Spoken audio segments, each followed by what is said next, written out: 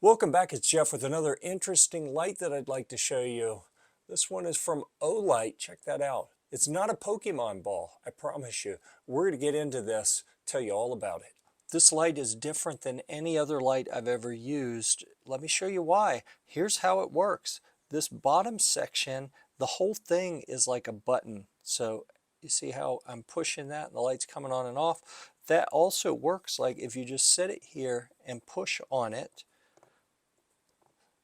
Got to put a little pressure on it to do it. We've got 4 different light modes for this, and it's going to max out at 55 lumens. This is the low mode. That's not going to be 55. So we turn it on. Then if I hold it, it's going to cycle through the modes. There we go. Low, high, red, and then a red flash. So if we leave it on, whatever color we leave it on, let's turn it off. Now when we turn it back on, it will remember where it was. That was on high. It came back on high. Let's move to red. All right, now we're in red. Turn it off, push it back on. Now we're in red again. Same thing. If you just hold it on the bottom, now you see the light's not coming on. That's because I held it for 2 seconds to lock the light. So now I'm going to hold for 2 seconds again, and now it is unlocked, and now it will work normally.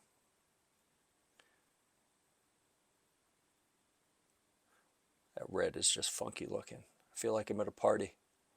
All right, so let's put it back on low mode. That's where I like to keep it, and we'll turn it off. And again, I'm going to hold this for 2 seconds to lock it. All right, so now it won't come on. So you can't deplete your light while it's in your bag or luggage or whatever. What I use this light for, there it's unlocked. I have a former military Humvee that does not have an interior light, so I set this on something metal because it is magnetic. So I stick it to something magnetic, and now I have an interior light inside the vehicle. If that's not bright enough for me, then I can turn it up to high.